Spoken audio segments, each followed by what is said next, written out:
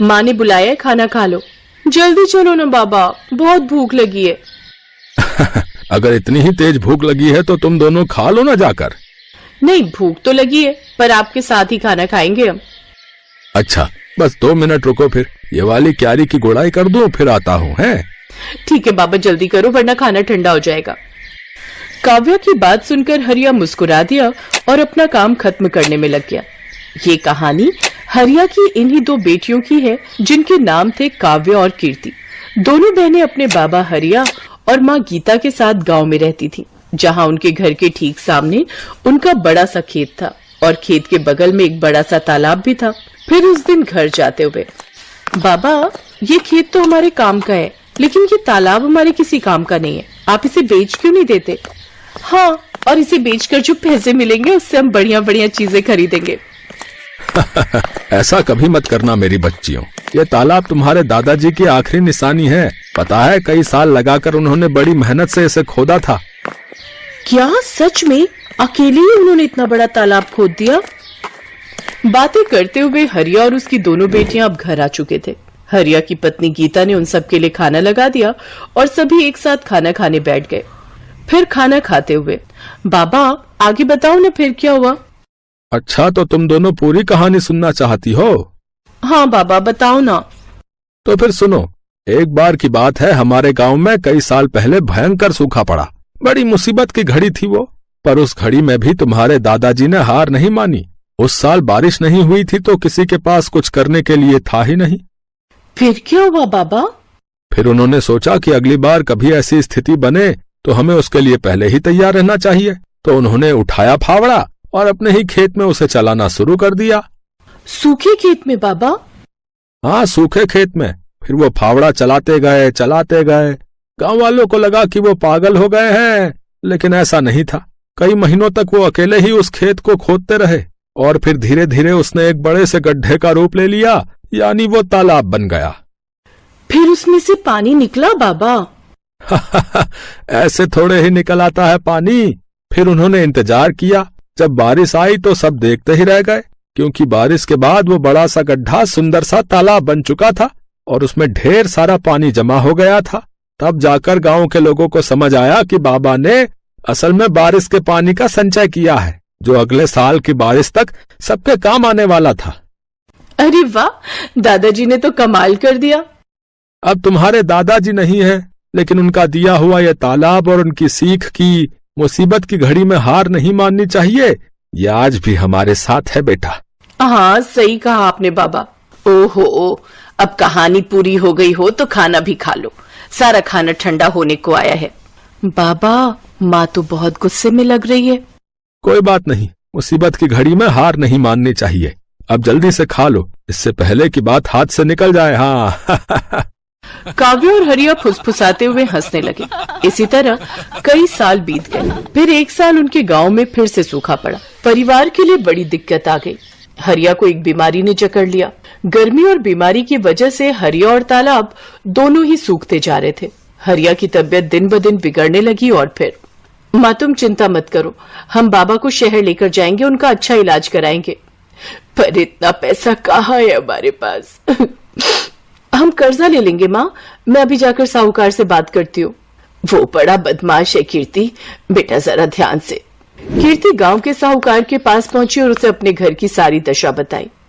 ओहो, हरिया अच्छा आदमी है, इसीलिए तुम्हें कर्जा दे देता हूँ, लेकिन बदले में क्या गिरवी रखोगी? बताओ। हमारे पास ले देकर एक तालाब ही है भान सिंह जी। अरे उस नाले जैसे गंदे तालाब का मैं क्या करूंगा भाई? उसके बदले तो कोई ढेला भी ना दे। एक काम करो, तो मुझे अपने खेत के कागज दे दो और 2 लाख रुपए ले लो, ठीक है? कीर्ति अपना खेत गिरवी नहीं रखना चाहती थी, क्योंकि ले देकर उनकी कमाई का एक वही जरिया था। लेकिन उसे न चाहते हुए भी भान सिंह को अपने खेत के कागज देने पड़े और उसने साहूकार से 2 लाख रुपए ले लिए। माँ तुम चिंता मत करो, देखना बाबा का इलाज अच्छे से हो जाएगा, वो पहले की तरह एकदम ठीक हो जाएंगे। हाँ, भगवान करे ऐसा ही हो। थोड़ी देर बाद पूरा परिवार बस में बैठकर शहर के लिए निकल पड़ा। वो लोग शहर के एक बड़े अस्पताल में पहुंचे, जहां उन्हें पता चला कि हरिया की किडनी खराब है और इलाज में 4 लाख रुपए लगेंगे। अब गीता और दोनों बहनें चिंता में आ गई। उन्हें फिक्र सता रही थी कि बाकी पैसों का इंतजाम कैसे होगा। तभी कीर्ति तू एक काम कर, तू काव्या को लेकर गांव जा। वहां छोटे वाले कमरे में एक पुराना संदूक है, उसमें मेरे चांदी के कुछ गहने हैं, जल्दी से वो सब लेकर आ जा। पर माँ उनसे क्या होगा, हमें पूरे 2 लाख रुपए और चाहिए। अरे कुछ तो होगा, बाकी का भी देख लेंगे। गीता की बात मानकर दोनों बहनें वापस गांव चली आईं और घर पहुंचते ही उन्होंने उस संदूक को खोला। ये पहली बार था जब उन्होंने उस संदूक को खोला था। उस संदूक को खोलते ही सबसे पहले ढेर सारी धूल निकली। फिर एक लाल रंग के कपड़े की पोटली थी जिसमें गीता के कुछ गहने रखे थे। हे भगवान, मेरी माँ की शादी की निशानी भी अब हमें बेचनी पड़ रही है, हमारी मदद करो भगवान। कीर्ति की आंखों में आंसू थे। तभी काव्या की नजर संदूक की तली पर पड़ी जो कुछ उठी हुई सी थी। उसने वहां से लकड़ी का वो हिस्सा हटाया तो वहां उसे एक छोटी सी डिबिया नजर आई। दीदी ये क्या है और इसे इतना छुपा कर क्यों रखा है? पता नहीं, रुक मैं इसे खोलकर देखती हूँ। जैसे कीर्ति ने वो डिबिया खोली उसमें एक बड़ी सी चाबी और एक चिट्ठी थी। कीर्ति ने वो चिट्ठी खोली जो असल में उसके दादा ने अपने बेटे हरिया के लिए लिखी थी। कीर्ति ने चिट्ठी को पढ़ना शुरू किया। मेरे बेटे हरिया, मैं जानता हूँ कि तू मुझसे बहुत प्यार करता है, पर अब मेरी उम्र हो चली है और ये बीमारी मुझे अपने साथ लेकर ही जाएगी। तूने अपनी जिंदगी भर की कमाई मेरे इलाज पर खर्च कर दी, लेकिन ये ठीक बात नहीं है। आगे तेरी संतानों को भी पैसों की जरूरत पड़ेगी। एक राज छिपा कर रखा मैंने तुझसे, ताकि तू या तेरी संतानें सही वक्त आने पर उसका इस्तेमाल कर सके। तालाब की खुदाई करते वक्त मुझे कुछ मिला था। ये चाबी तेरी सारी समस्याएं खत्म कर देगी। बस याद रखना कि ये चाबी असल में मेरे दिल की है। दीदी क्या दादाजी ने पैसे या गहने छुपा कर रखे होंगे कहीं? हाँ काव्या, लगता तो ऐसा ही है। तू सोचना, जरूर दादाजी के पास कुछ ऐसा था जिसकी मदद से वो खुद का इलाज करा सकते थे, लेकिन उन्होंने वो हमारे बाबा और हमारे लिए छोड़ दिया और अपने प्राणों का बलिदान कर दिया। पर सवाल ये है कि क्या बाबा को इस बारे में कुछ पता नहीं चला? कैसे पता चलता? कितना छुपा कर तो रखी थी ये डिबिया दादाजी ने। वो तो पता नहीं कैसे मेरी नजर पड़ गई इस पर। लेकिन दीदी ये चिट्ठी के आखिर में किस तरह की पहेली है? अब हम दादाजी का दिल निकाल कर कहाँ से लाएं? बुद्धू वो किसी तरफ इशारा कर रहे हैं। उन्होंने कहा कि ये चाबी मेरे दिल की है। इसका मतलब कोई ऐसी चीज जो उनके दिल के सबसे करीब थी।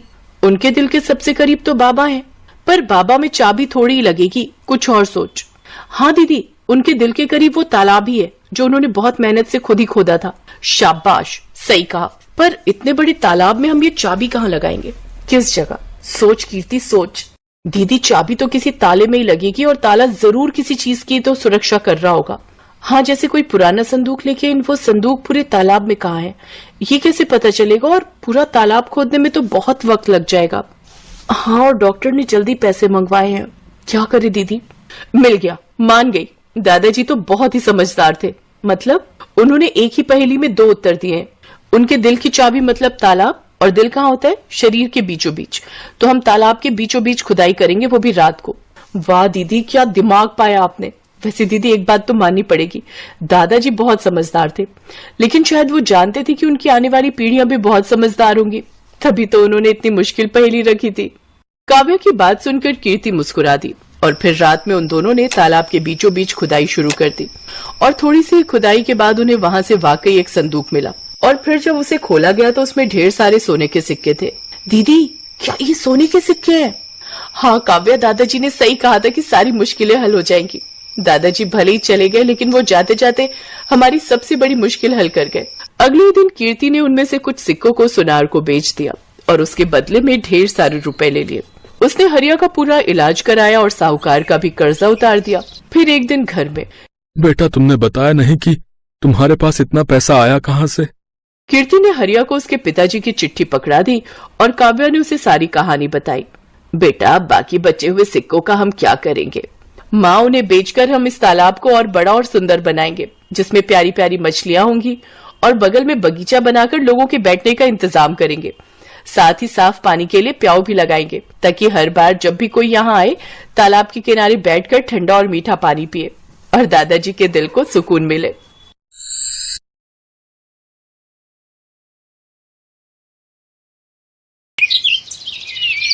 बंटी और बबली दोनों सगी बहनें, दोनों ही एक नंबर की चालाक थी।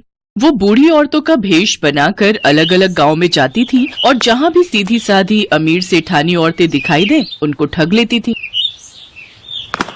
अरे मोरी मैया, ये तो सच में जादू हो गया। मुझे भी कोई ऐसी दवाई दे दो। मैं तो बिल्कुल ऐसी 20 साल की जवान लड़की बनना चाहती हूँ। मेरे पति तो मुझे पसंद ही नहीं करते, हमेशा मुझे बुढ़िया बुढ़िया कहकर चिढ़ाते रहते हैं।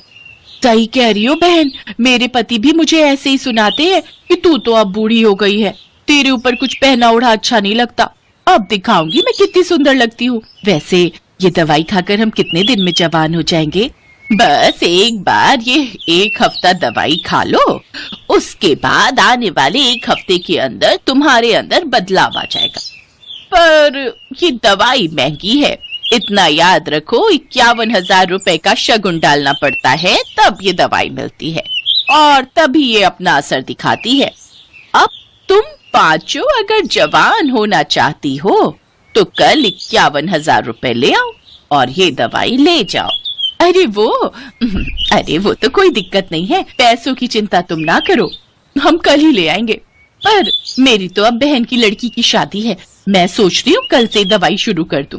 हाँ, कल से ही दवाई शुरू कर दो, तभी आप मेरी तरह सुंदर बन पाओगे। ठीक है, तो फिर हम सब कल पैसे लेकर आ जाएंगे, तुम हमें दवाई दे देना। मोहनपुर गांव की सारी अमीर बड़े घर की औरतें बंटी और बबली के झांसे में आ जाती हैं और उनसे दवाई खरीद लेती हैं। बंटी और बबली तो अपना काम करके उन औरतों को ठग कर कब का वहां से रफू चक्कर हो चुकी थी, पर मोहनपुर गांव की औरतें अपना सिर पीटती रह गई। उनके घर में सभी उन्हें डांटने लगे। अरे तुम पागल हो क्या? तुम्हारी उम्र हो गई, बाल पक गए, पर अक्ल अभी भी बच्चों वाली है। ऐसे भला दवाई लेकर कोई इतना जवान हो जाए कि 20 साल की लड़की बन जाए? तुम्हें क्या हो गया था? बताओ, फालतू के पैसे खराब हो गए और वो औरतें तुम्हें ठग कर चली गई। अरे मुझे अकेली को क्यों डांट रहे हो? सब किया धरा उस सुशीला का है, वही मुझे उन औरतों के पास ले गई थी। पर मुझे अभी तक समझ में नहीं आ रहा है कि उनमें से एक बूढ़ी दादी और वो उसकी पोती, क्या जो हमें पागल बना रही थी वो दादी पोती है क्या? तुम यहाँ अपना गणित लगाती रहो और वो दोनों राम जाने किसी और को लूट रही होंगी। बिल्कुल सही। बंटी और बबली अब सीतापुर गांव में पहुंच चुकी थी। अब उनका अगला निशाना यहाँ की अमीर घर की औरतें। बंटी, चल अगला निशाना ढूंढते हैं, थोड़ा गांव में घूम आए। ठीक है, पहले इन सब का विश्वास भी तो जीतना होगा। अरे वो तो हमारे बाएं हाथ का खेल है। बंटी और बबली 2 बुढ़िया बनकर सीतापुर गांव में घूमने लगी। वो एक चौपाल के पास से गुजरी, वहाँ कुछ बड़े घर की औरतें बैठी हुई आपस में गप्पे मार रही थी। बंटी और बबली जानती थी कि ये सही मौका है। अरे लाजवंती, कितने दिन में मैं जवान हो जाऊंगी? दवाई की 5 खुराक तो मैंने खा ली है। सुमित्रा, तुझे सब्र नहीं है। मैंने तुझे कहा ना, तू देखना सुंदर लड़की में ना बदल जाए तो मेरा नाम बदल देना। मैंने भी वो दवाई शुरू कर दी है। अरे हम जैसी बहुत बूढ़ी औरतें उस दवाई को खाकर जवान हुई हैं। ये दोनों बुढ़िया औरतें गांव में नई दिखाई दे रही हैं, पर ये किस दवाई की बात कर रही हैं? जरा पूछ तो। अरे बहन जी, जरा रुकना, आपको इस गांव में पहली बार देखा है, आप ये किस दवाई की बात कर रहे हो? जी नमस्ते, हम दोनों तो बूढ़े से जवान होने की दवाई की बात कर रहे हैं। हम वो दवाई खा रहे हैं। अब बूढ़े शरीर से काम नहीं होता, उम्र हो चली है, शरीर कमजोर हो गया है। हमें किसी ने दवाई दी थी कि इसको खाने से हम बहुत जल्दी जवान लड़की बन जाएंगे, तो हम इसी बारे में बात कर रहे हैं। हाय हाय हाय, सचमुच बुढ़ापा झेला ही नहीं जाता। कभी कोई बीमारी शरीर को घेर लेती है तो कभी कोई। हमसे अब बुढ़ापा सहन नहीं होता, इसलिए हम जवान होने की दवाई खा रहे हैं। अच्छा, तो उससे कोई भी जवान हो सकता है? अगर हम लोग वो दवाई खाएं, क्या तुम हमें भी वो दवाई दे सकती हो? हाँ, क्यों नहीं, वो दवाई तो हम जरूर दे सकते हैं। उसके लिए 51,000 रुपए देने होंगे, वो शगुन होता है। हाँ, ठीक है, पर पहले आप हमें इस बात का सबूत दो कि वो दवाई सचमुच हमें जवान बना देगी। मेरी दवाई को 5 दिन हो चुके हैं, बस कल एक दवाई और लेनी है, फिर परसों मैं तुम्हें एक जवान लड़की के रूप में दिखाई दूंगी। ठीक है, तो फिर हम परसों ही दवाई खरीदेंगे। पहले तुम्हें देख तो ले, आजकल चोर उचक्के बेईमान ठग बहुत लूटने लगे हैं। अरे तो ठीक है, आप जब परसों सुमित्रा को लड़की के रूप में देखोगे तभी आपको विश्वास होगा।